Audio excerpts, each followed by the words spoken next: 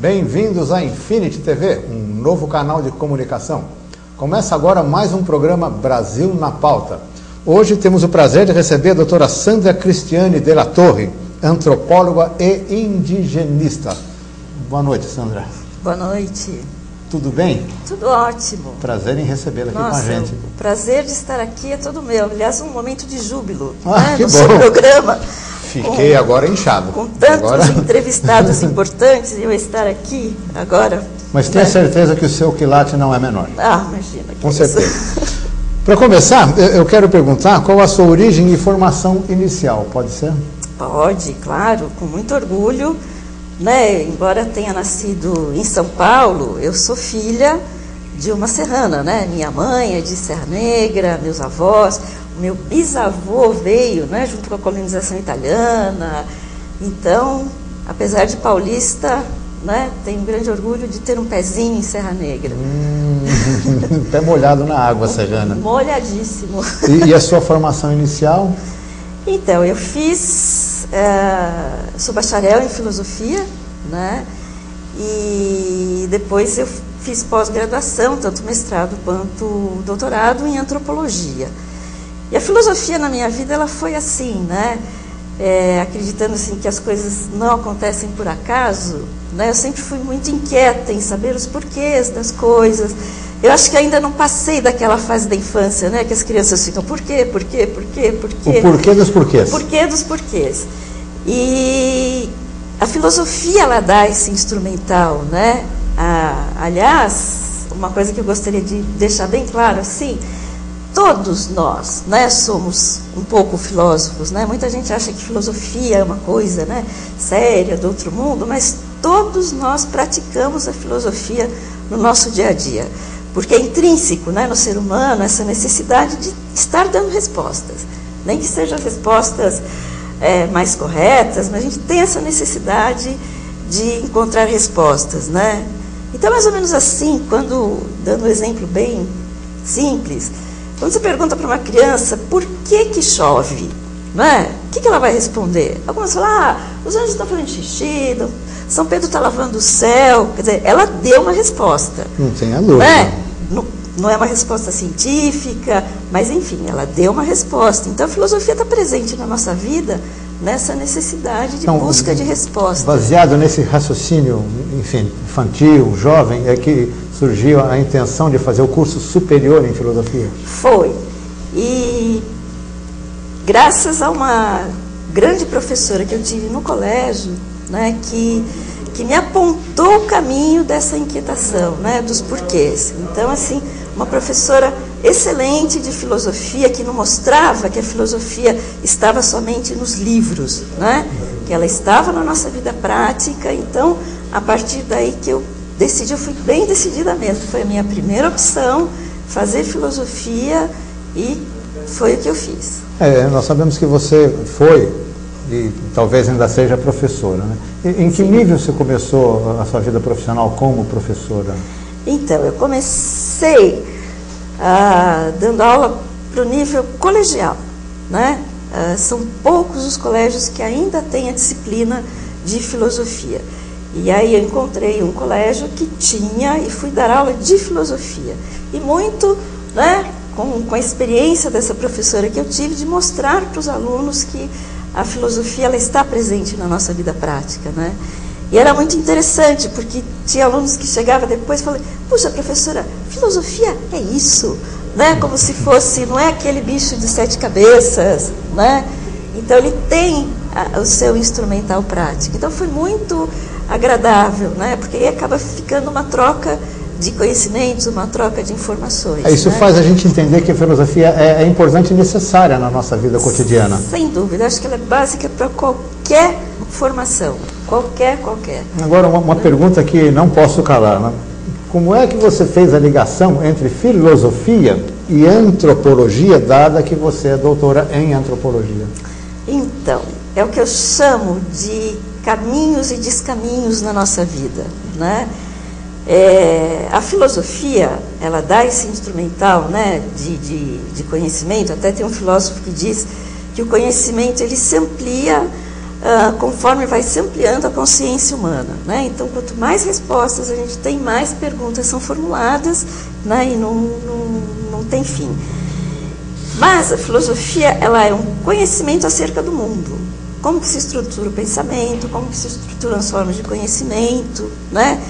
E eu me perguntava muito, quem é que está por trás da construção desse conhecimento? E é o homem, né? As palavras não surgem do nada, né? Não brotam em árvore, enfim. Então, é o homem que está por trás de tudo isso.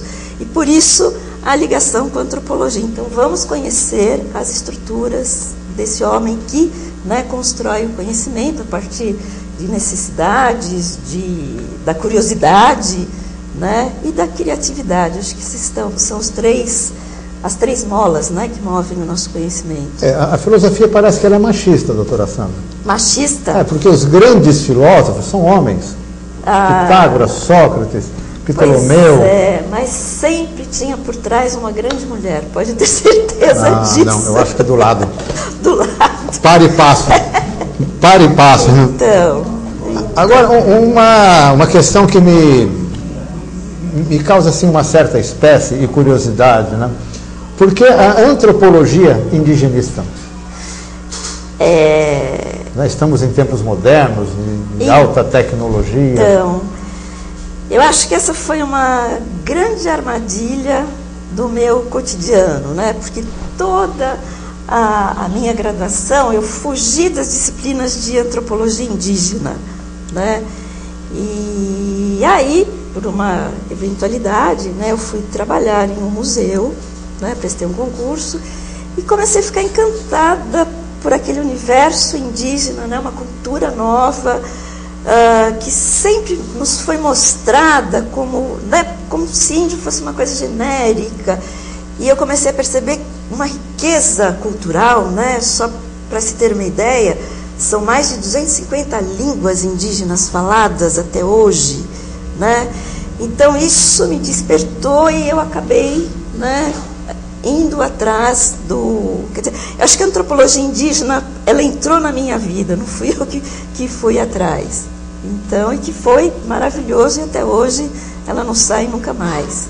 E que caminhos te levaram a esse maravilhoso trabalho com os Carajás? Que eu saiba, foi um trabalho intenso, ardoroso. Foi. E continua, né? E continua. Para.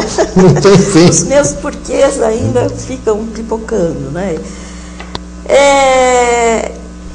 Quando eu fui trabalhar no museu, né, que é o Museu de Arqueologia e Etnologia da Universidade de São Paulo, ele tem um acervo indígena que acho que é o acervo mais representativo da América Latina indígena, né? São mais de 20 mil peças de coleções que começaram a ser formadas no final do século XIX, começo do século XX, né? Mesmo porque antes desse período, todo acervo indígena saiu do Brasil, né? Nós não tínhamos museus, então saiu do Brasil. Tanto é que em vários museus do mundo nós encontramos coleções do século XVI, do século XVII, né? Então, trabalhando com todo esse universo do acervo, eu tinha que fazer uma atualização do inventário, né? Então, você imagina, mais de 20 mil peças, tendo origem no final do século XIX, né? Muitas pessoas passaram no processo de organização desse acervo, né, com sistemáticas diferentes.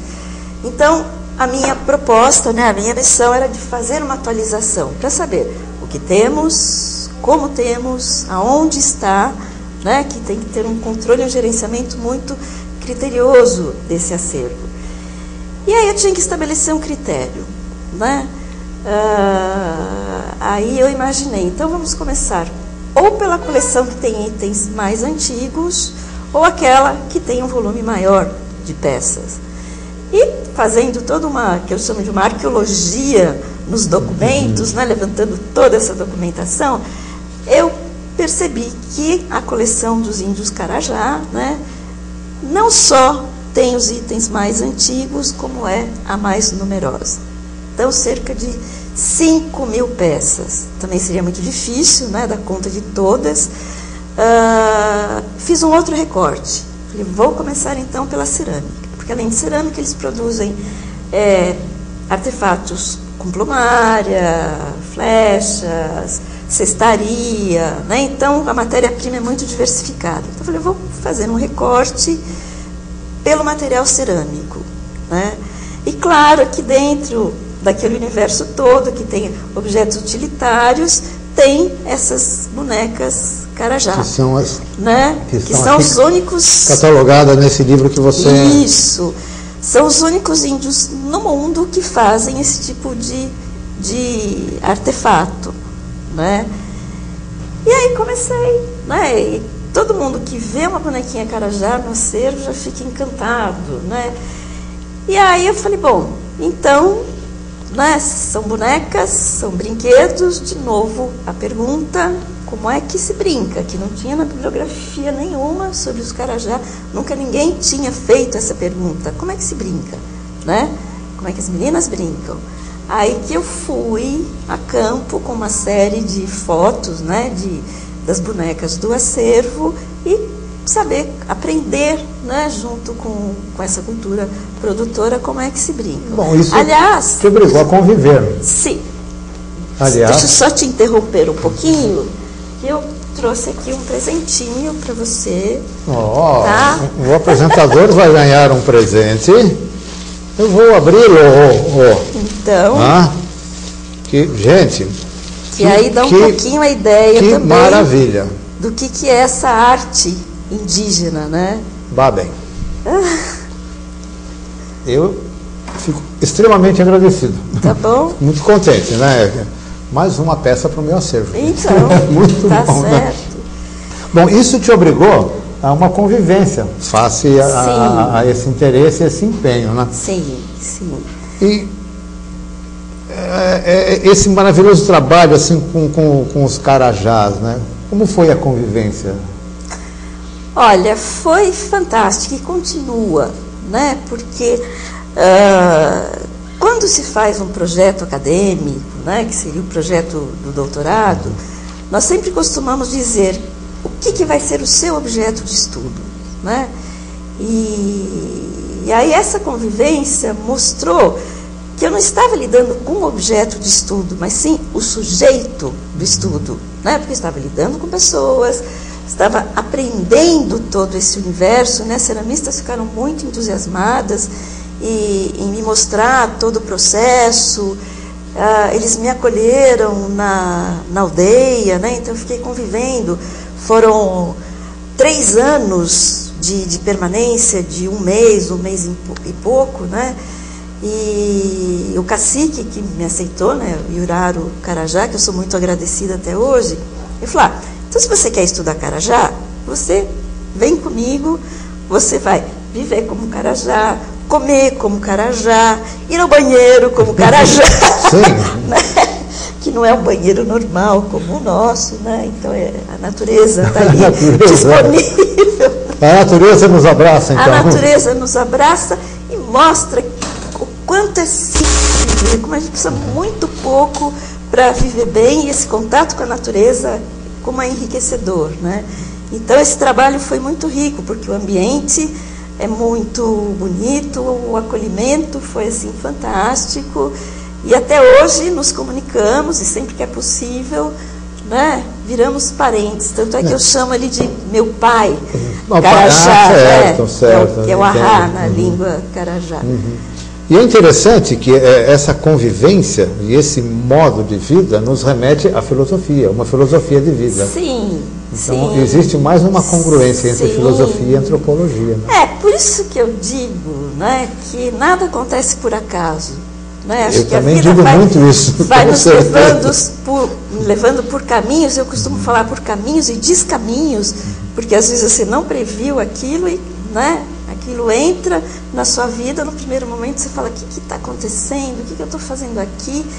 E depois você vai percebendo, né, as ligações e, no fundo, eu acho que já estava no seu subconsciente essa ligação nas aspirações, né? Então, tanto é que eu não tive dificuldade nenhuma, não tive problema nenhuma, não tive medo de cobra, não tive medo, né? A convivência com os animais domésticos lá, então você tem uma arara que anda pelo chão, que vem comer na sua mão. Teve uma arara que aprendeu a falar o meu nome. Que bom. Né? Falava Sandra. Então, assim, sabe, é um outro mundo que não faz parte da nossa vida, né? Mas de alguma maneira faz. É uma emoção sem limites. Na nossa ancestralidade, né? Que eu acho que nós temos essa memória, né? Ancestral. Então, e uma outra questão que eu fui descobrir muito tempo depois, né? Isso também com convívio, não com os Carajá, mas com o índio Guarani em São Paulo, que eu também tenho, né, a convivência com as aldeias de lá.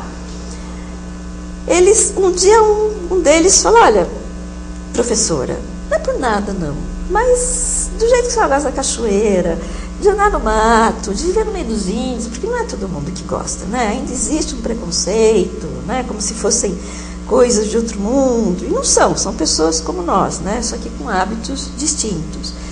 Eu falei, não é por nada não, professora, mas acho que você tem um sanguinho índio aí nas suas veias.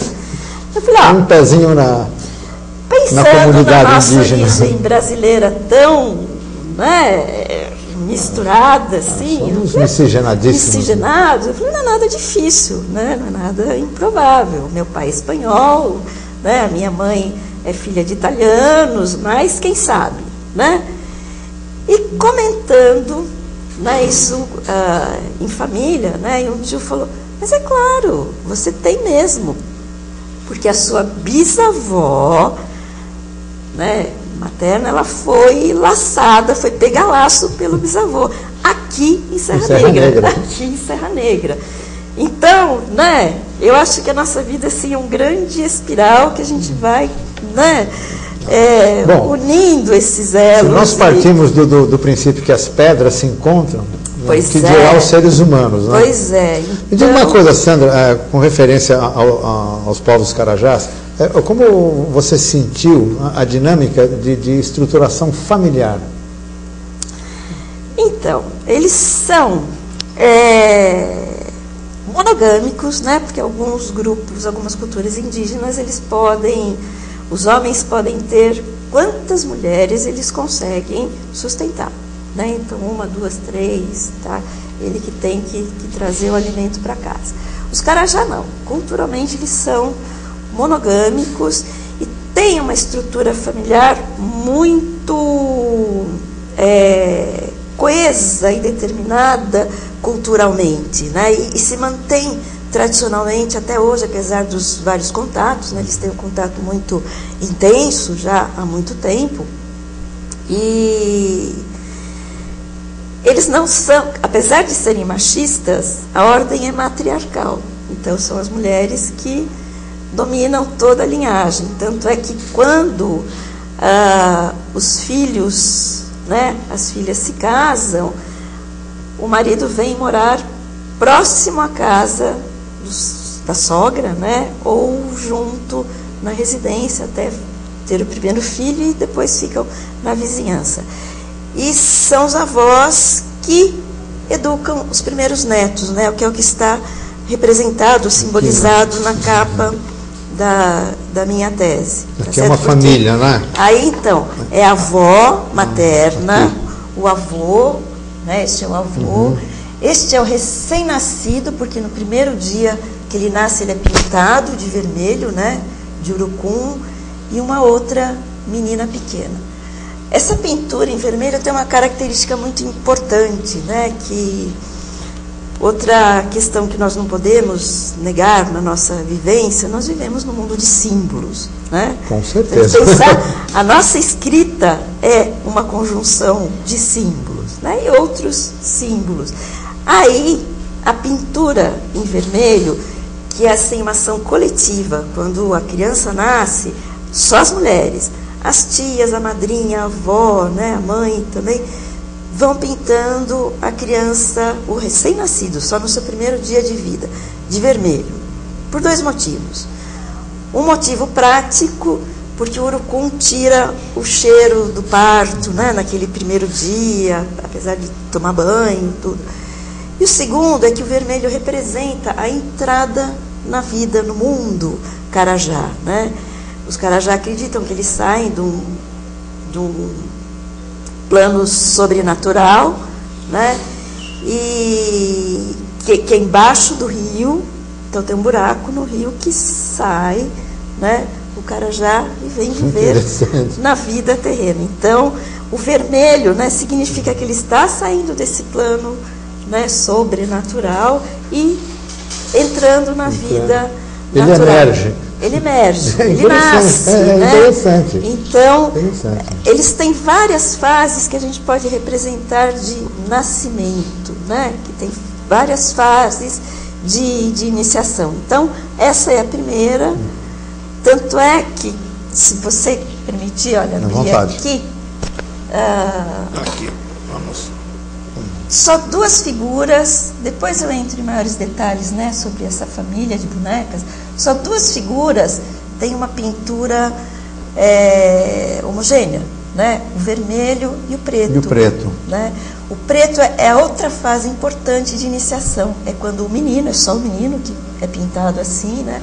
Quando o menino ele começa a mudar de voz, ele vai passar pela fase de transição do menino para o homem. É o que na nossa sociedade chamamos de puberdade. É, a puberdade. Muito interessante, tá? Muito interessante. Então, também tem essa característica, né? Eles sabem quando vai ocorrer essa mudança, quando o menino começa a mudar de voz. Com a menina, é a ocorrência da primeira menstruação. Hoje, qual seria a população Carajá no Brasil? É grande, é bem grande, olha. Eles ocupam,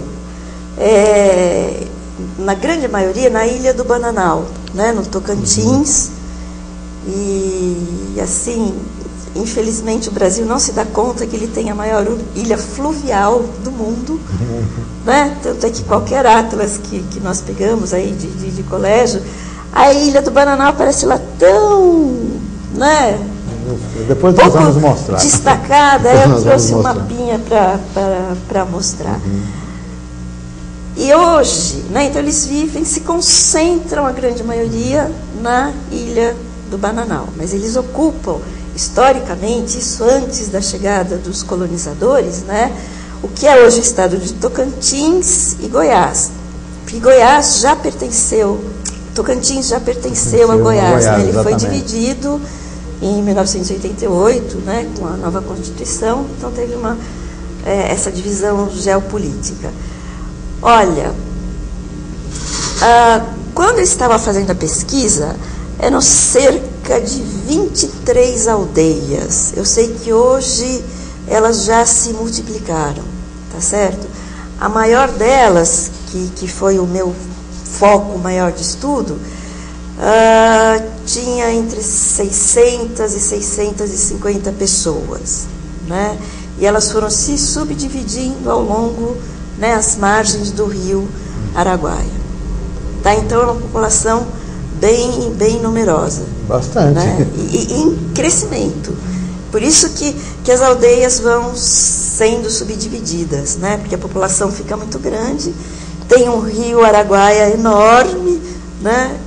O rio é a fonte de vida, né? Eles são pescadores, então eles vão, né, multiplicando. Então tem uma família que sai, aí os parentes vão acompanhando, e é muito grande. Muito grande. Né?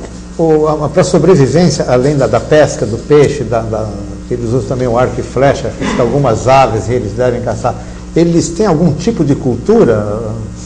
Tem. Mandioca, batata, essas raízes que normalmente... A mandioca, abacaxi, são lindas as plantações de abacaxi, assim, quando... E para mim foi uma surpresa, mas o aprendizado, que eu só conhecia abacaxi no supermercado, né? Eu nunca imaginava como é que ele nasceu, ou em ilustrações, né? Então é muito linda aquela plantação enorme de abacaxi, com uns abacaxizinhos assim, né? E a extensa? Mas a base mesmo é a pesca. A pesca. Né? Lá tem uma riqueza, né, piscicultora, tem o pirarucu, que é aquele peixe enorme, que é uma delícia, tem o tucunaré e tem alguns outros peixes menores. Né? Então, e eles pescam com a maior facilidade. O rio Araguaia, por ser muito extenso e muito profundo, as águas não são tão cristalinas, né? A não ser agora, nesse período que eles chamam de seca, né? Que o rio abaixa, então o rio fica um pouquinho mais claro. Mas eles conseguem enxergar o peixe. Eles falam, olha aí, você está vendo? Tchuf, a flecha, pum, e pescava. Eu não estou vendo nada. Tanto é que eu sentia muito medo de entrar no rio, né? Só ficava na beira, né?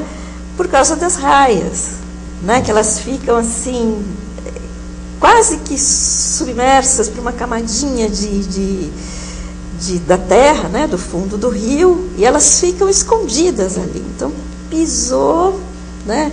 E a ferroada, nossa, é uma dor terrível que dura 24 horas. Que beleza. Eles mesmos já foram atacados, eles não enxergam porque ela é danadinha, ela se esconde ali. Né? É sorrateira, né? Sorrateira. Mas o peixe, eles enxergam, então eles ficam ali com a flechinha, de pum, e acertam de primeira.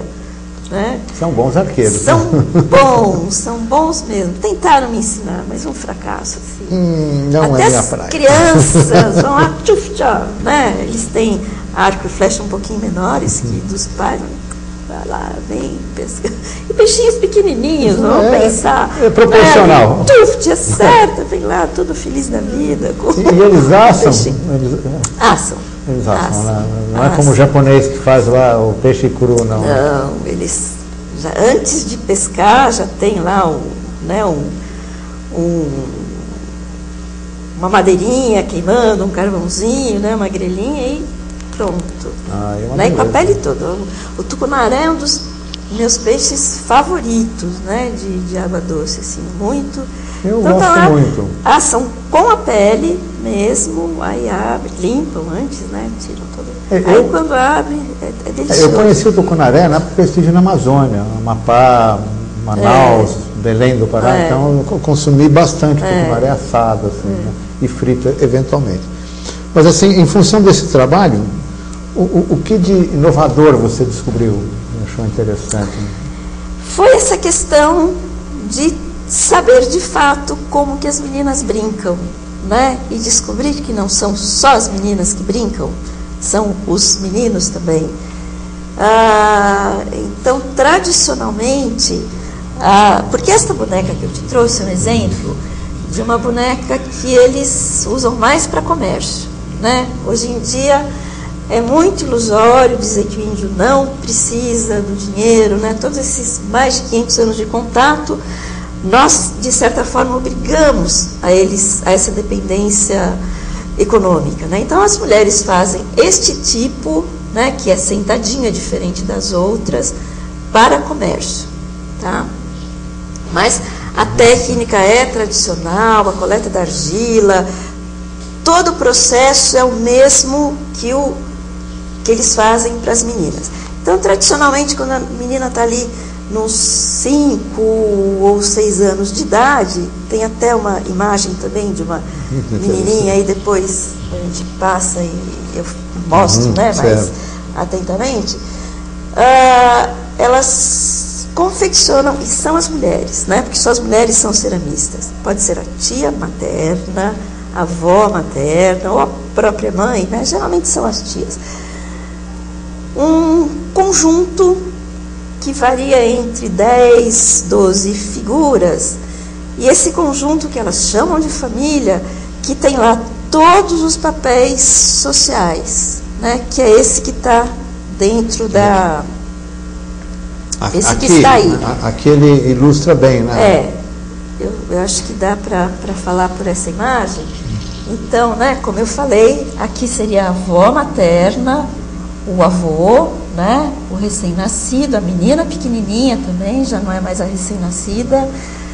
Tem essa imagem aqui. Tem. Então, se quiser colar isso, fica melhor, né? Ah lá. Aí, na sequência, seria por ordem as mulheres, né? Então, a figura feminina e a masculina, com pinturas corporais características, né? Inclusive, no primeiro olhar, a gente confunde o homem como sendo mulher, porque, né, essa pintura preta que ele tem no peito parece os seios, mas não é. Então, é a mulher, o homem, casados. Então, nessa família, seriam os pais dessas crianças pequenas. Na sequência, um menino e uma menina, pré-pubertários, né, todos fazendo parte da mesma família.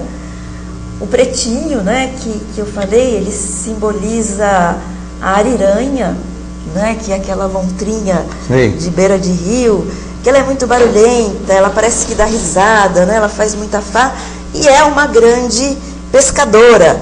Então, tudo que se espera de um homem carajá é que sejam grandes pescadores. Uma coisa que eles têm, assim, que eu acho ótimo, é o bom humor, né? Então, eles são muito divertidos, mesmo quando brigam, tem um bom humor aí no caminho. E as duas últimas figuras, é um homem e uma mulher solteiros, né? E o que simboliza, além da pintura corporal, que determina os papéis sociais, é aquela pontinha, né? Que é um topetinho que corta o cabelo aqui e, né, simboliza que estão solteiros. Então as meninas ganham essa família e vão brincando, né, como as nossas meninas, de papai e mamãe, não sei o quê. Só que como são de cerâmica, elas quebram facilmente e não tem o menor problema. Ninguém leva bronca, se quebrou, elas podem ser substituídas, mas na eventualidade de, vamos supor, quebrou uma figura masculina, né, que pode ser o pai ou o irmão, que é o pescador, é o que vai trazer alimento para a família, os meninos incorporam o papel dessa figura. Então, eles não pegam nas bonecas, né, porque é um brinquedo de menina, imagina pegar na boneca, mas eles incorporam certos papéis. É muito interessante. É muito interessante. Então, eu vi as crianças brincando ali, assistir, né? E é muito interessante, é muito interessante. Bom. Então, elas constroem a casa, né? E falam, agora você vai pescar, não, agora você vai, né, amamentar o seu filho, vamos pôr ele para dormir. Agora vai fazer a comida. Tá bom? Muito bem. Bom, então, Sandra, eu vou pedir sua licença, eu vou chamar os nossos comerciais e daqui a 3 minutinhos a gente volta. Gente, daqui a pouquinho estaremos de volta, já já. Sabe como o Greenpeace está no seu dia? Cuidando para os alimentos transgênicos serem rotulados. Sabia que eles são cheios de agrotóxicos? Para sugerir soluções para as mudanças do clima que andam dando susto por aí. E pesquisando políticas energéticas menos poluentes, como a eólica e a solar. Para você saber se a carne que consome está desmatando a Amazônia. Para cuidar que milhares de espécies não sumam dos mares. Nem da sua mesa. Informe-se, participe, colabore. Greenpeace.org.br.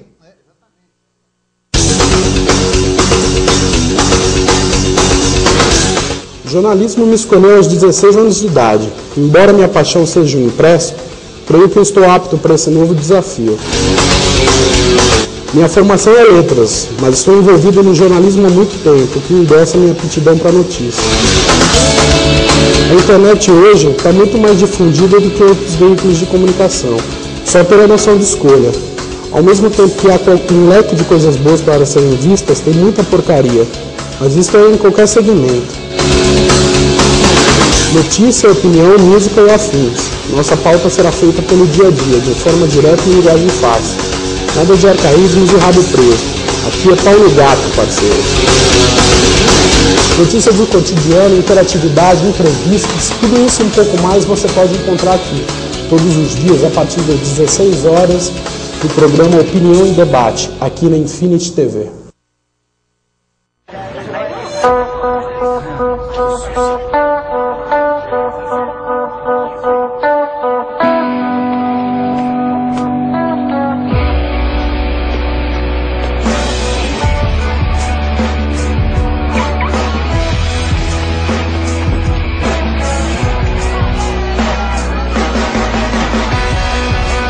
lugar de qual dos dois você quer estar.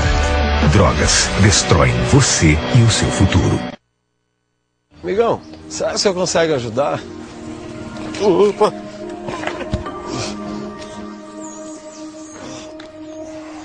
Pode ajudar aqui, cara? Mais um aqui que o negócio tá feio.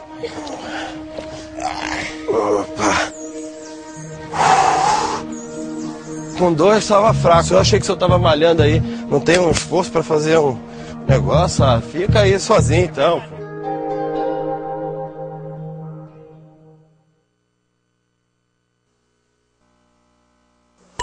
Mais importante do que como sua marca vai ser mostrada é onde ela irá ser mostrada. A interatividade e a massividade da internet possibilitam que sua marca viaje pelo mundo inteiro, indo de encontro com universos femininos, onde milhões de pessoas estão conectadas esperando para ver o que você tem a oferecer.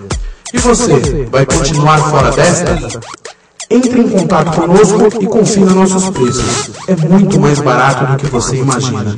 Não viva do passado. Anuncie na Infinity TV.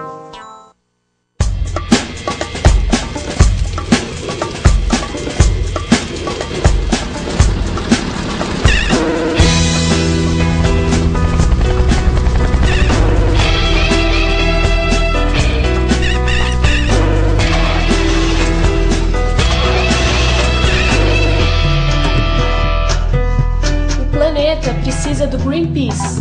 O Greenpeace precisa de você. Junte-se a nós.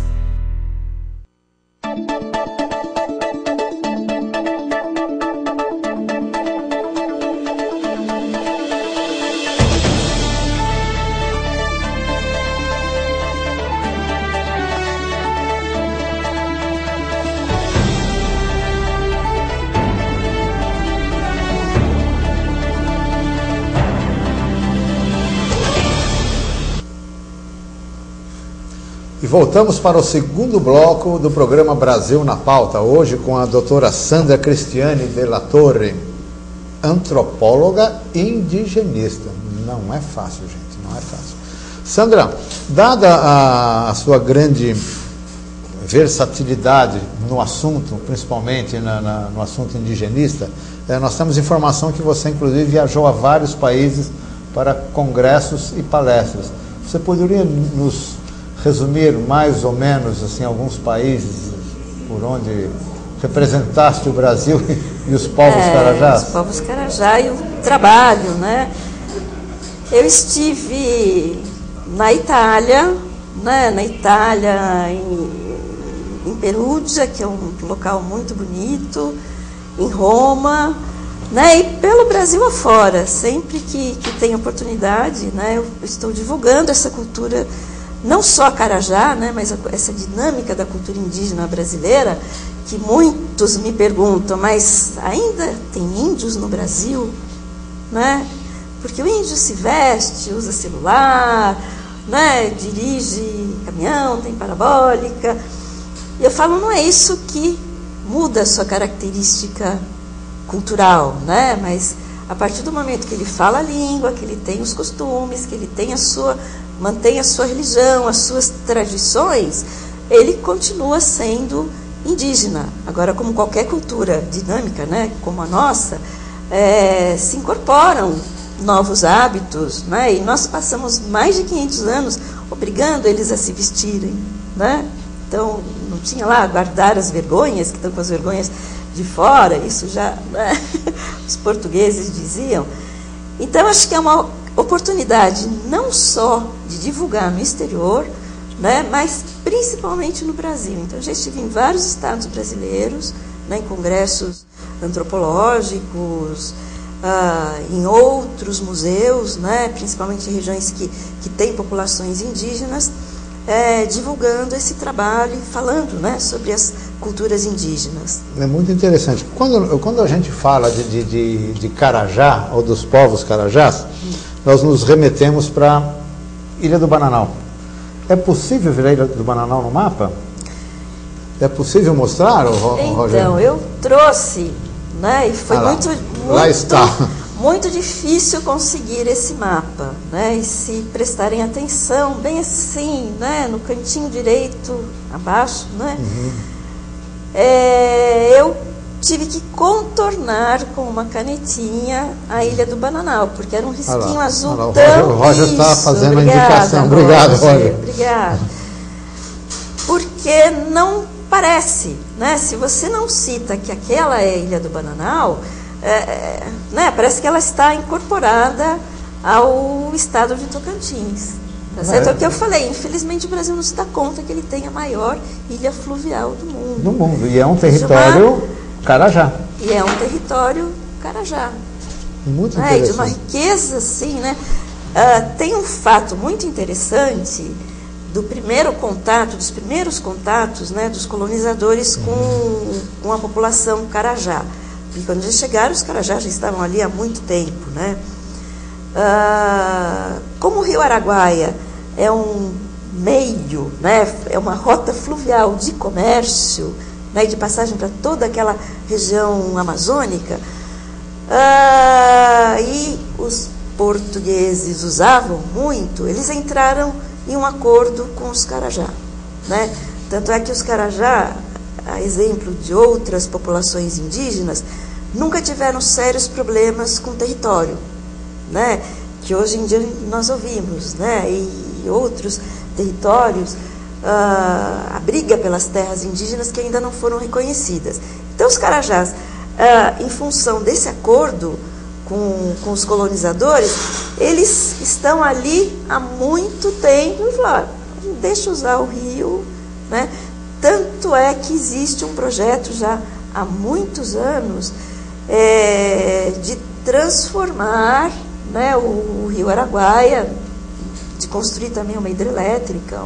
Está uma luta muito grande, porque isso vai interferir na vida da população ribeirinha, não só os Carajá, né, que vivem, mas tem outras populações ribeirinhas por ali. Mas ela continua sendo uma rota fluvial, né? É a estrada. A estrada. Com seus barquinhos lá, sim, e dos comerciantes da região. Né? Falando nos Carajás novamente, eu vou pedir também a ajuda do Roger, que eu gostaria de dizer, mostrar a população hoje da Ilha do Bananal, que você tem um trabalho, né, Roger? Você poderia... Então, pode dar uma seguida nas imagens. Certo. Aí aquele exemplo que eu falei, né, a menina quando ganha sua primeira família de bonecas. Ali tem um outro exemplo, né, o menininho, o recém-nascido, um pouquinho da descrição, pode passar.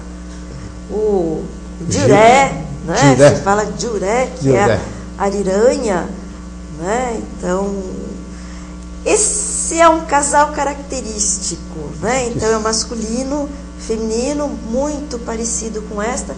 Esta daqui é solteira, né? Então tá ali o casal com os brincos e com os adereços. Esse é um outro tipo, né, de bonecos que eles fazem muito interessantes. Como eu falei, né, que os caras já saem do fundo do rio por um buraco. Essas três figuras simbolizam a mesma pessoa, né, que seria o herói fundador. Ele é barrigudinho, então ele não passa por esse buraco no rio. Então é ele que fica ali no mundo subterrâneo ajudando os outros a passarem pelo buraco, né? E é muito interessante porque eles também têm famílias, né? Aquele do meio ali está representando o Caboí, né? Que é o nome dessa figura, o recém-nascido, né? Então, e aí são outras figuras que nós chamamos de sobrenaturais, que contam os mitos Carajá, né? Como eu falei, todo mundo tem uma forma de expressar o seu mundo, né? De explicar o seu mundo.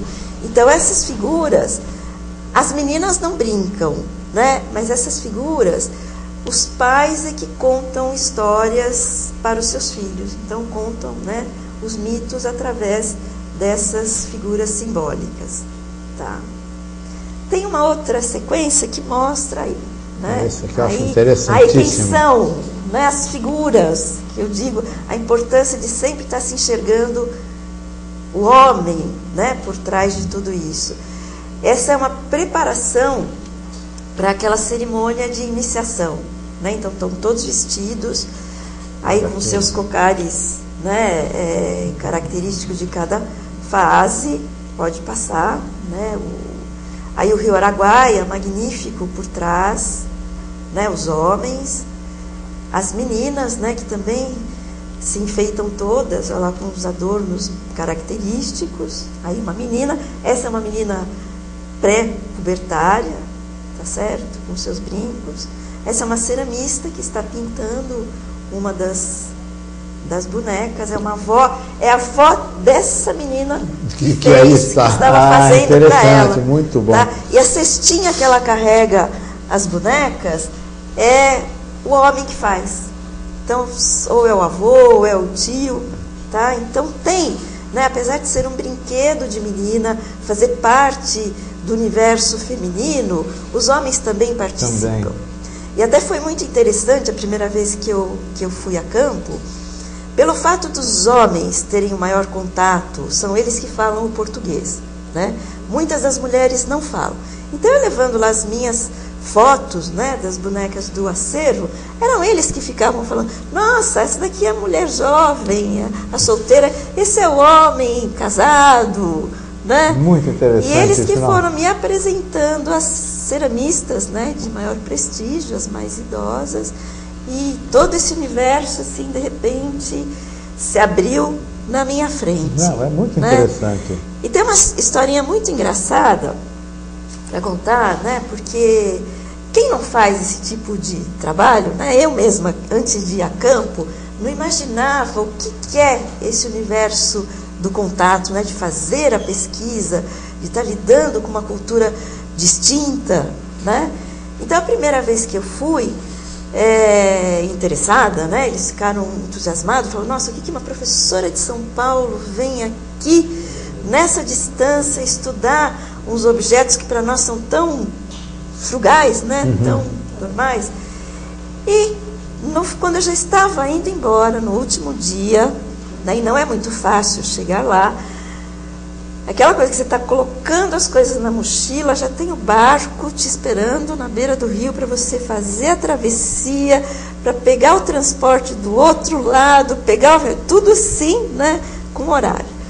Aí chega uma criança assim, correndo, coloca ali em cima, né, de uma mesa, umas bonequinhas. E eu tô lá, né, acabando de preparar as minhas coisas, e várias mulheres ao meu redor, porque tudo é coletivo, né? Uma das mulheres olhou e falou: quem te deu isso? Eu falava: isso o quê? Eu só via bonecas ali, né, com tantas que eu já tinha visto. Isso, falei: isso o quê? Essa família. Eu falei: família. Mas foi o tempo de embrulhar a família, enfiar na mochila e ir embora, né? Voltei a São Paulo, mergulhei de novo em toda a bibliografia para ver o que era essa família. Eu fiquei com essa curiosidade por mais de 6 meses, que foi quando eu consegui voltar à aldeia, né? E foi aí que eles resolveram me contar, né? Eles me deram de presente a minha tese, vamos dizer assim. Sim. Me deram de presente. Falaram: a família, aí já tinha várias ceramistas. Vai lá na casa de fulana, porque ela tem uma família para você. E aí foi o máximo, porque com as figuras elas foram me explicando o papel de cada uma, né? Tanto é que, voltando ao museu, depois de saber essa história das famílias, eu tentei recompor uma família nas coleções, e não é possível. Você tem figuras isoladas, então tem lá o diuré, tem os solteiros, né? Tem o sem topete, mas uma família não se compõe. Então essa foi, né, a grande novidade, o fato inusitado, né? Tantos anos que se estuda os Carajá, e eles nunca contaram para ninguém essa história da família. Então eu me senti assim, me sinto até hoje muito privilegiada, né? Que realmente foi um grande presente. É para poucos. Com certeza. Para poucos. Eu me sinto assim muito privilegiada mesmo. Então, já que nós falamos tanto de museu, como o museu se agrega em seus planos de antropóloga? eu sempre tive uma tendência, assim, por preservar as coisas, porque eu sempre achei que elas carregam memória, né? Então, a cômoda da minha avó, o mata-borrão que foi do meu avô, então essas coisas eu nunca, né, deixei que essas coisas se tornassem lixo, porque perde a função, né? Não, por favor, não joga, dá para mim que eu conservo. E ir trabalhar no museu reforçou essa questão, né, de perceber o quanto é importante se preservar esses patrimônios. O patrimônio conta a história, né? Preserva a memória e conta a nossa história passada. Em relação aos índios, a mesma coisa, né? Então a gente tem uma riqueza de coleções que só o estudo das coleções já abre assim, né, um universo de conhecimento fantástico. Então tudo aquilo que aprendi em teoria, né, na universidade, tanto fazendo o mestrado quanto o doutorado, está ali, o universo prático está ali no museu, e eu, assim, é a minha vida, é o que eu gosto de fazer, né, seja o acervo que for, não só indígena, né, inclusive, por uma questão muito interessante, o meu marido, né, o João Derado, também tem esse lado de preservar a memória, né? Aqui no sítio, você vai lá, ele tem rádios antigos, tem a máquina de bater ponto, que foi da fábrica do pai antiga, né, de picotar o cartão. E toda vez que nós olhamos, né, aqueles objetos, eles não são simplesmente objetos, né?